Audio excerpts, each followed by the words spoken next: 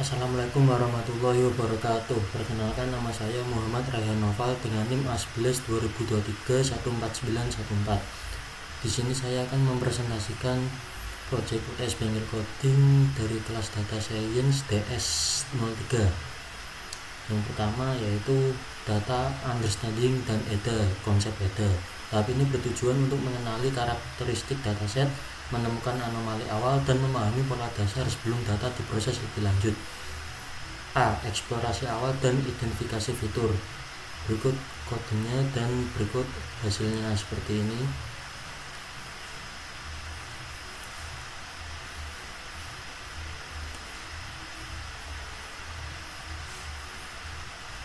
Pemahaman kode menggunakan fungsi panda seperti head untuk melihat sampel baris, info untuk mengecek tipe data tiap kolom, dan describe untuk melihat ringkasan statistik. Data kemudian dikelompokkan ke dalam list terpisah, kategorikal, kontinu, dan ordinal atau rating secara manual maupun menggunakan select the tabs. Output ditampilkan 5 baris pertama data. Informasi menunjukkan total 129.880 baris dengan 24 kolom. Tipe data teridentifikasi terbagi menjadi kategorikal seperti gender dan kelas. Continue ada age, flight distance, departure delay, dan fitur rating ada skala 1-5 seperti seat comfort, clean lines. Penjelasan logis, pengelompokan ini wajib dilakukan di awal karena setiap tipe data menuntut teknik preprocessing yang berbeda. Misalnya fitur continue nantinya perlu di scaling, sedangkan fitur kategorikal perlu di encode agar bisa dibaca oleh mesin. Lalu selanjutnya yang B, identifikasi missing value dan duplikasi. Hasilnya yaitu tidak ada duplikasi. Pemahaman kode menghitung total nilai kosong dengan is0 sum lalu membaginya dengan panjang data untuk mendapatkan persentase. Untuk duplikasi menggunakan fungsi duplicate sum. Output ditemukan bahwa hanya fitur arrival delay yang memiliki nilai kosong atau missing value sekitar 0,3% dari total data. Tidak ditemukan adanya baris data yang terduplikasi. Penjelasan logis, mengetahui persentase missing value menentukan strategi penanganannya. Karena nilai kosong pada arrival delay sangat kecil, di bawah 5%, kita bisa memilih untuk menghapus baris tersebut atau melakukan imputasi tanpa takut mengubah distribusi data secara drastis. C. Visualisasi distribusi data dan imbalance class. Berikut kodenya dan berikut hasilnya seperti ini. Pemahaman kode menggunakan library Seaborn SNS.conplot untuk membuat diagram batang bar chart pada fitur kategorikal dan variabel target satisfaction serta plot .py dari pandas untuk melihat persentase kelas. Output grafik diagram pie menunjukkan bahwa kelas neutral atau dissatisfied mendominasi dengan proporsi sekitar 56,6%, sedangkan satisfied hanya sekitar 43,4%. Penjelasan logis kondisi ini mengonfirmasi adanya fenomena imbalance class, ketidakseimbangan kelasnya. Jika langsung dimodelkan, mesin akan memiliki kecenderungan atau bias untuk lebih mudah memprediksi penumpang yang tidak puas karena mesin belajar dari sampel yang lebih banyak. D. Analisis outlier. Berikut kodenya dan berikut hasilnya. Pemahaman kode membuat visualisasi boxplot untuk mendeteksi sebaran data kontinu dan nilai ekstrim serta membuat fungsi heatmap korelasi ns.heat khusus pada kolom numerik untuk melihat hubungan linear antar variabel.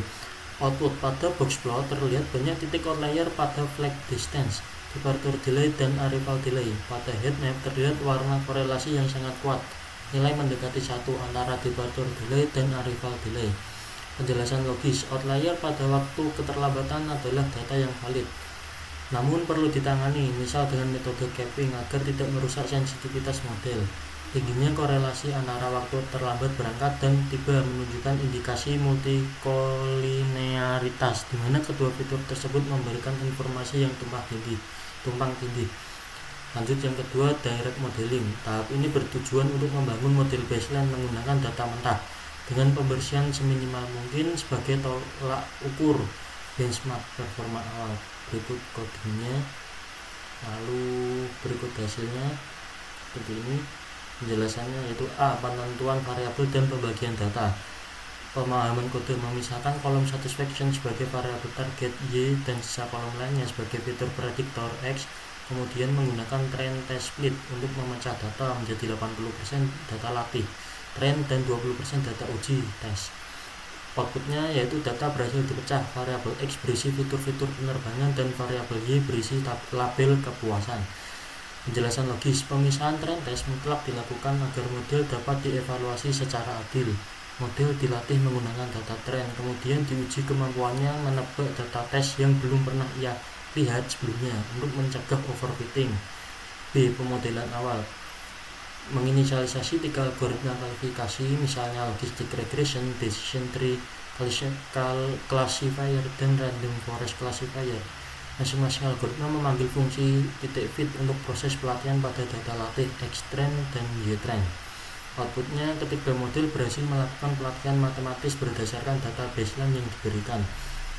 Penjelasan logisnya yaitu menggunakan lebih dari satu model membantu kita membandingkan karakteristik algoritma. Logistic regression adalah model linear dasar, sedangkan random forest adalah model berbasis pohon ensemble yang biasanya lebih kuat dalam menangani data kompleks secara langsung.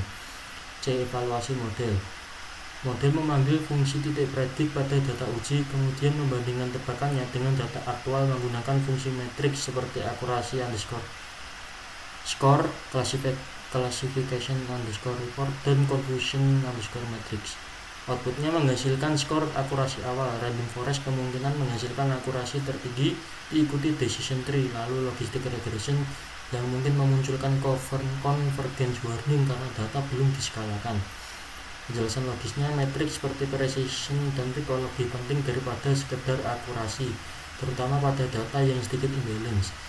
Evaluasi direct modeling ini akan menjadi standar nilai yang harus kita lampaui pada tahap optimasi nanti.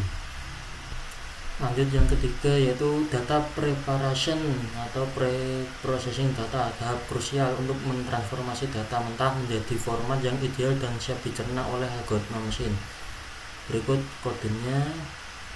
Lalu ini coba saya print, total missing value saat ini 0, dan berikut statistik deskriptif fitur numerik setelah scaling. Transformasi awal, pemahaman kodenya menghapus kolom yang tidak relevan seperti ID menggunakan drop, menggunakan label encoder .fit_transform untuk mengubah target satisfied atau neutral or dissatisfied menjadi angka biner 1 dan 0. Output kolom ID menghilang dari data frame. Target kepuasan kini direpresentasikan dalam bentuk numerik. Penjelasan logis, kolom ID dibuang karena itu hanyalah nomor identitas unik tak berpola yang tidak memiliki pengaruh logis terhadap tingkat kepuasan penumpang. Jika dipertahankan, hal ini justru bisa membingungkan model. B. Penanganan missing value dan outlier, melakukan imputasi menggunakan VILNA dengan nilai titik median pada kolom arrival delay. Untuk outlier diterapkan metode EQR capping, di mana nilai di atas batas atas diganti nilainya menjadi sebesar batas atas tersebut. Tidak ada lagi nilai 0 pada dataset. Fitur kontinu tidak lagi memiliki nilai ekstrim pencilan yang menjuntai terlalu jauh dari kelompok data utamanya. Median dipilih untuk imputasi, mengisi kekosongan karena terbukti data arrival delay memiliki outlier. Median lebih kebal terhadap nilai ekstrim dibandingkan min atau rata-rata. Teknik capping pada pencilan lebih disarankan daripada menghapus baris data, agar kita tidak kehilangan informasi berharga dari fitur lainnya di baris yang sama. C. Encoding dan scaling. Fitur kategorikal diubah menjadi matrix binder menggunakan metode one-hot encoding. Fitur numerik diseragamkan rentang nilainya menggunakan standar scaler. Kolom kategorikal seperti tipe perjalanan pecah menjadi kolom-kolom baru bernilai 0 dan 1. Fitur numerik seperti usia dan jarak terbang kini memiliki format desimal dengan rata-rata 0 dan variansi 1. One-hot encoding mencegah model menganggap data teks memiliki hierarki nilai. Misal, mesin menganggap kelas bisnis bernilai 3 dan ekonomi bernilai 1. Sementara standar scaling mutlak diperlukan agar fitur bernilai ribuan tidak mendominasi fitur bernilai puluhan dalam perhitungan jarak matematis oleh algoritma. Lanjut keempat, validasi dan sampling, menangani bias pada kelas target agar mesin belajar dengan proporsi data yang adil dan objektif. Berikut kodenya, lalu berikut hasilnya. Performa setelah smooth dan pre-processing. Penanganan imbalance class menggunakan teknik smooth Dan dari library inline dengan memanggil fit resample pada data latih. Jumlah sampel kelas minoritas satisfied ditingkatkan secara buatan sehingga jumlahnya persis sama 50/50 dengan kelas mayoritas neutral atau dissatisfied. Berbeda dengan random oversampling yang sekadar menduplikasi baris, Smooth mensintesis data baru yang masuk akal dengan cara menganalisis jarak antar titik data dari kelas minoritas tersebut, membuat model belajar lebih baik tentang karakteristik penumpang yang merasa puas. Pemodelan ulang melatih kembali algoritma pilihan, misalnya random forest, namun kali ini dimasukkan ke dalam data yang telah disintesis oleh Smooth, sebuah model mesin learning baru yang telah belajar dari dataset yang sempurna, bersih, berskala seragam, dan seimbang antara kelas targetnya. Langkah ini memverifikasi secara empiris apakah semua teori pembersihan dan penyiimbangan data yang kita lakukan di atas benar-benar tampak positif pada algoritma. C. Evaluasi sampling dan perbandingan. Mencetak dan membandingkan hasil classification report antar model direct modeling langkah 2 dengan model yang sudah melewati pre-processing dan Smooth. Outputnya yaitu terjadi peningkatan metrik khususnya pada nilai recall dan advanced score untuk kelas satisfied dibandingkan saat menggunakan direct modeling. Peningkatan nilai recall pada kelas minoritas membuktikan bahwa setelah Smooth, model menjadi jauh lebih sensitif dan akurat dalam mendeteksi dan mengenali profil penumpang yang akan merasa puas. Kinerja model secara keseluruhan menjadi lebih stabil dan tidak berat sebelah. Lanjut yang kelima, hyperparameter tuning dan feature selection. Tahap ini bertujuan untuk mengetahui fitur mana yang paling vital bagi bisnis maskapai dan mencari pengaturan terbaik agar model machine learning bekerja secara maksimal. Berikut kodenya, lalu hasilnya seperti ini.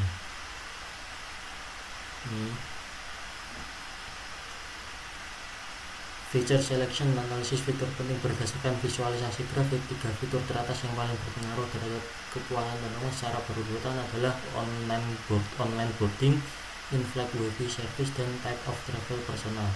Fitur kelas ekonomi menyusul di peringkat keempat. Model algoritma random forest menghitung seberapa sering sebuah fitur digunakan untuk mengambil keputusan prediksi. Hal ini mengindikasikan bahwa layanan digital pra-penerbangan dan konektivitas selama penerbangan adalah prioritas utama penumpang modern. Munculnya type of travel personal dan kelas ekonomi di posisi atas menandakan bahwa penumpang dengan tujuan pribadi bukan bisnis dan mereka yang terbang di kelas ekonomi memiliki karakteristik tingkat kepuasan yang sangat spesifik dan sensitif terhadap layanan maskapai. HB hyperparameter tuning menggunakan metode randomized search CV. Pencarian otomatis berhasil menemukan kombinasi parameter terbaik untuk algoritma random forest pada dataset ini, yaitu N estimatornya 100, max dip 30, min sample split 5. Alih-alih menebak-nebak, tuning secara otomatis menguji berbagai kombinasi pengaturan. N estimator 100 berarti model cukup menggunakan 100 pohon keputusan untuk mendapatkan hasil yang stabil. Max dip 30 membatasi agar pohon tidak tumbuh lebih dari 30 tingkat, mencegah model terlalu menghafal data latih atau overfitting. Min sample split 5 memastikan bahwa sebuah cabang data hanya akan dipecah lagi jika minimal masih ada 5 penumpang di dalam kelompok tersebut, membuat model lebih general dan tangguh saat dihadapkan pada data baru. Visualisasi perbandingan dan evaluasi akhir. Outputnya itu model mampu mempertahankan nilai akurasi, precision, recall, dan advanced score yang sangat tinggi, sekitar 0,96 sampai 0,97 untuk kedua kelas satisfied dan neutral atau dissatisfied. Performa metrik yang sangat baik dan seimbang ini membuktikan bahwa serangkaian tahapan yang telah dilakukan, mulai dari pembersihan data, penanganan ketidakseimbangan kelas, imbalance kelas menggunakan Smooth, hingga optimasi hyperparameter berhasil secara signifikan meningkatkan kualitas prediksi dibandingkan model dasar atau direct modeling pada tahap awal.